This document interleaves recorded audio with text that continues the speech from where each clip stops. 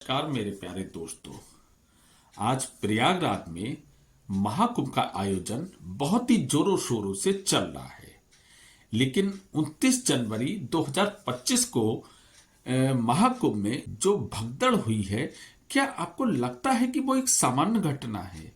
नहीं, मुझे तो नहीं लगता ये कि एक सामान्य घटना है, क्योंकि मैं 26 जनवरी से लेके 29 जनवरी तक प्रयागराज में ही था।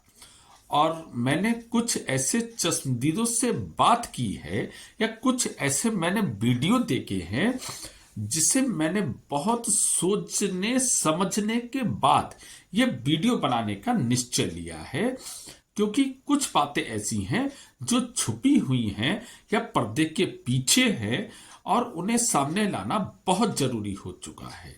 हालांकि मैं उस बातचीत की कोई पुष्टि नहीं करता या उन वीडियो की कोई पुष्टि नहीं करता, लेकिन मेरे पास अपना जो दिमाग है, अपनी जो समझ है, उस आधार पे मैं ये कह सकता हूं कि ये एक सामान्य घटना नहीं थी। ये जानबूझकर एक रची रचाई साजिश थी। वो किसने साजिश रची है, जांच आयोग बना है, ये उसका काम है कि वो इस निष्कर्ष पर पूरी एक रिपोर्ट सरकार को सौंपेगा। लेकिन मेरा एक कर्तव्य है, क्योंकि मैं इस तरीके के वीडियो बनाता हूं, कि हो सकता है मेरे इस वीडियो के माध्यम से उन्हें वो सोचने की, यानी वो पॉइंट भी देखने का मौका मिले या उस पर वो विचार कर सकते हैं। मैं कुछ घटनाएं आपको बताता हूं। मेरे दो चश्मदीद गवाहों से बात हुई, जो कि उस भीड़ में, जो संगम की तरफ भीड़ जा रही थी, उसमें वो शामिल थे।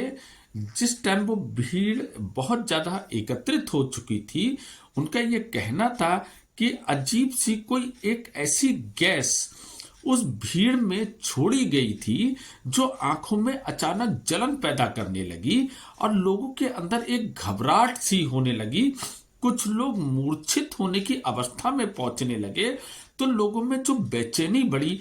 कुछ लोग ये कहने लगे कि यहाँ पर कोई गैस छोड़ दी गई है जिससे आंखों में जलन हो रही है। मैंने उनसे 2-3 बार पूछा, क्या आपके भी आंखों में जलन होने लगी थी? क्या वो घबराहट आपको भी हो रही थी? उनका कहना था कि हाँ, हमारी आंखों में बहुत तेज जलन होने लगी थी और एक घबराहट सी पैदा होने लगी थी। 2 लोग थे जिनसे मैंने पूरी बात की थी। हालांकि मैं वहां पर मौजूद नहीं था। मैंने बाद में एक सफर के दौरान मेरी उनसे बात हुई थी, जो 29 फरवरी को संगम की तरफ प्रस्थान कर रहे थे, और उन्होंने मुझे ये घटना बताई। तो मेरे दिमाग ने कहा कि हाँ यार, ये तो संभव हो सकता है कि कुछ असामाजिक तत्व हमारे देश को बदनाम करना चाहते थे, क्योंकि इतना सफल आयोजन चल रहा था कि पूरे दुनिया में हमारे देश का डंका बज रहा था। और कोई वो घटना कर नहीं सकते थे प्रत्यक्ष रूप से, यानी अप्रत्यक्ष रूप से तो कोई घटना की ही जा सकती है। ऐसी कोई गैस छोड़ी जा सकती है जो लोगों को बेचैन कर सकती है। उस बेचैनी में क्या होगा, अगर आपको बहुत ज्यादा असुविधा होने लगे, आपको बहुत ज्यादा घबराहट होने लगे, तो आप ऐसे, और बहुत ज्यादा भीड़ में आप फंसे हुए हो, तो आप क्या करोगे? आप भागने की कोशिश करोगे, आप तड़पोगे, तो आप कुछ ना कुछ तो करोगे। आप बिल्कुल, ऐसा हो ही नहीं सकता कि आप कोई रिएक्ट ना करो। हो सकता है कि भगदड़ इस वजह से मची हो, और किन लोग, अगर वो गैस वाली बात उनकी ठीक है, तो वो किन लोगों ने गैस छोड़ी थी, या क्या ऐसा करा गया था कि उस भीड़ में लोगों की आंखों में जलन पैदा होने लगी, घबराहट पैदा होने लगी। और उसके अलावा मैंने 1-2 वीडियो ऐसे देखे, तो उस भीड़ के अंदर करीब 20 से 25 लोगों का गुट था, जो बहुत ज्यादा अराजकता पैदा करना चाह रहे थे, बहुत ज्यादा शोर शराबा कर रहे थे, किसी एक पार्टी के नारे लगा रहे थे और वो को धक्का मुक्की करते हुए निकलने की कोशिश कर रहे थे। अब जब आप इस तरीके के लोग अगर भीड़ में पहुंच गए, तो आप उनकी मानसिकता समझ सकते हो, आप उनका उद्देश्य समझ सकते हो कि वो किस उद्देश्य से उस भीड़ में शामिल हुए। उनका उद्देश्य संगम में स्नान करना तो बिल्कुल नहीं रहा होगा।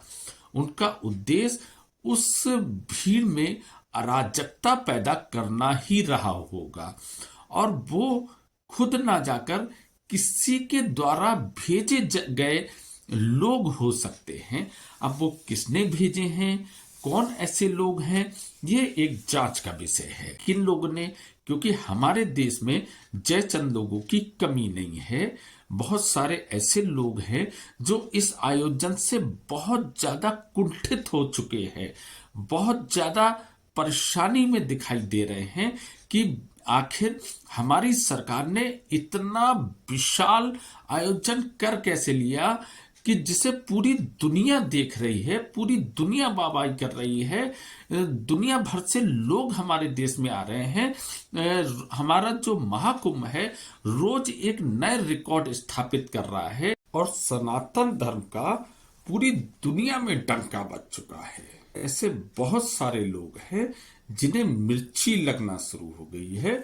उसमें कुछ भाईजान लोग भी हो सकते हैं, कुछ विपक्ष के लोग भी हो सकते हैं, कुछ जयचंद भी हो सकते हैं, जिनको बहुत ज्यादा बेचैनी होने लगी, बहुत ज्यादा परेशानी होने लगी कि भाई ये सनातन धर्म इतनी ऊंचाइयां आखिर कैसे छूने लगा। ये सरकार इतनी बड़ी व्यवस्था का सफलतापूर्वक आयोजन कैसे करने लगी, पूरी दुनिया में भारत का इतना नाम कैसे होने लगा। तो ये स्वाभाविक है कि वो लोग कुछ ना कुछ तो अव्यवस्था करने की कोशिश करेंगे, प्रत्यक्ष रूप से या अप्रत्यक्ष रूप से। तो ये एक सोचने वाली बात है। ये हमारी सरकार की एक जिम्मेदारी बनती है कि वो बहुत सारे पहलू को सोचकर समझकर उस पर ध्यान देकर इनका पर्दाफाश किया जाए और इनको सही से सबक सिखाया जाए। अब मैं कुछ महाकुंभ की कुछ आपको दृश्य दिखाना चाहूंगा, कुछ आपको उसके मन भावक झांकियां दिखाना चाहूंगा कि महाकुंभ में किस तरीके की परिस्थिति है, किस तरीके का एक शुद्धिकरण का वातावरण हो चुका है, किस तरीके से सनातन धर्म की आंधी, या आंधी नहीं एक तूफान आया हुआ है वहां पर। ऐसा लग ही नहीं रहा है कि हम इस कलयुग में हैं। हमें तो ऐसा महसूस हो रहा था प्रयागराज में महाकुंभ के दौरान कि हम शायद सतयुग या त्रेता युग में आ चुके हैं। लोग इतना पैदल चल ले रहे हैं और एक ऐसी पॉजिटिव एनर्जी वहां पर क्रिएट हो चुकी है जहां पर हर व्यक्ति, कोई कह रहा है कि हम 10 किलोमीटर चल लिए, कोई कह रहा है हम 20 किलोमीटर चल लिए। जो 2 किलोमीटर भी नहीं चल सकता था वो 20-20 किलोमीटर चल ले रहा है। कुछ लोग तो ऐसे भी थे जिनका ये कहना था कि आज हमने 40 किलोमीटर का सफर तय करा है। तो ये क्या संभव है ऐसा? अगर किसी व्यक्ति से, एक नॉर्मल व्यक्ति से कह दिया जाए कि वो कोई भी जगह 2 किलोमीटर है और आपको पैदल जाना है, तो वो व्यक्ति नहीं जा पाएगा। लेकिन महाकुंभ में एक ऐसा पॉजिटिव, ऐसी वाइब्रेशन फैली हुई है कि बच्चा हो, बुजुर्ग हो, महिला हो, पुरुष हो, कोई भी हो, बस झूमता नाचता गाता चला जा रहा है। कैसे चला जा रहा है उसे खुद नहीं पता कि वो किस तरीके से चल रहा है, कैसे चल रहा है, और उसके मन में कोई हताशा नहीं है।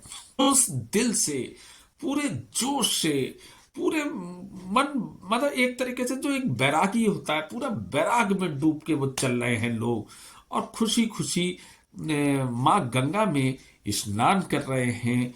उस जो वहां पे बहुत सारे संत आए हुए हैं, ऋषि मुनि आए हुए हैं, उनके दर्शन कर रहे हैं। जो वहां पे नागा साधु आए हैं उनके चरण स्पर्श कर रहे हैं। बहुत सारे वहां पे कथावाचक है, उनकी कथाएं सुन रहे हैं, बहुत सारा ज्ञान प्राप्त कर रहे हैं। तो ऐसा शुद्ध वातावरण, ऐसी शुद्ध एनर्जी वहां पर लोगों को मिल रही है जिनसे उनकी जो जिंदगी है ऐसा लगता है कि परिपूर्ण हो गई है। लोग मोक्ष की प्राप्ति के लिए जा रहे हैं। लोगों को मोक्ष प्राप्त होगा वो तो बाद में पता लगेगा, लेकिन इस जन्म में वो जिस चीज की अनुभूति करने आए थे उससे कहीं ज्यादा उन्हें प्राप्त हो रही है, क्योंकि भारत के कोने कोने से, हिमालय से ये इतने सारे जब ऋषि मुनि एक जगह एकत्रित होंगे तो उनकी कितनी वाइब्रेशन वहां पर इकट्ठी हुई होगी। कहते हैं महाकुंभ में स्वयं देवी देवता तक स्नान करने आते हैं, यानी अदृश्य रूप में होते हैं, तो उनकी भी तो वाइब्रेशन होगी। यानी कितना आपका जो आत्मा है उस वो कितनी शुद्ध हो चुकी होगी। वरना क्या संभव है जहां पर कोई साधन, लोगों को यातायात के साधन नहीं मिल पा रहे हैं और वो पूरे पूरे दिन चल के यात्राएं कर रहे हैं बिना थकावट के, बिना रुके, बच्चे हों, बुजुर्ग हों, महिला हो, कैसे संभव हो सकता है। मैं खुद नहीं, एक दिन में 20 किलोमीटर शायद नहीं चल सकता था, मैं हार मान सकता था, लेकिन मैंने नहीं हार मानी, मेरे बच्चों ने नहीं मानी, मेरी धर्मपत्नी ने नहीं मानी, और इसके अलावा बहुत सारा विशाल जन सैलाब चल रहा है। तो आप भी जाइए, वहां पर सरकार ने बहुत अच्छा आयोजन करा है, बहुत व्यवस्था करी है, वहां पर पुलिस बहुत अच्छी तरीके से व्यवहार कर रही है, बहुत ज्यादा कोऑपरेटिव है। आपको कोई भी दिक्कत परेशानी हो, आप उससे किसी भी तरीके की कोई बात पूछें, वो आपको पूरा सपोर्ट कर रही है, आपको एक एक बात की जानकारी दे रही है।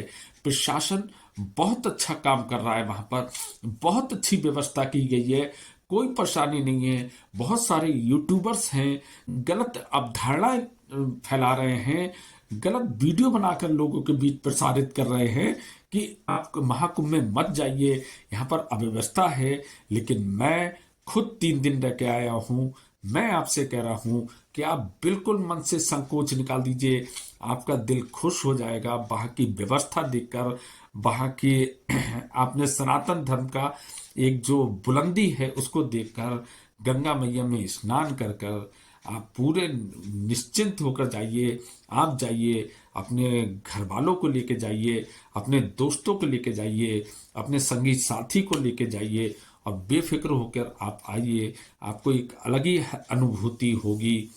बाकी अगर आप मेरे विचारों से सहमत हो, आपको मेरी बातें ठीक लगें और आपके आप जान के वहां पे, पहले आप वहां घूम के आइए, स्नान करके आइए, दर्शन करके आइए, फिर आपको लगता है कि मेरी बातें सच थी, तो आप प्लीज दोबारा से मेरे वीडियो में आकर कमेंट्स करना कि मैं सच बोल रहा था या गलत बोल रहा था। मैं कभी झूठ नहीं बोलता, जो मुझे सच लगता है वो ही मैं प्रकट करता हूँ। बाकी अगर आपको ठीक लगे तो आप लाइक करना, मेरे वीडियो को शेयर करना, सब्सक्राइब करना।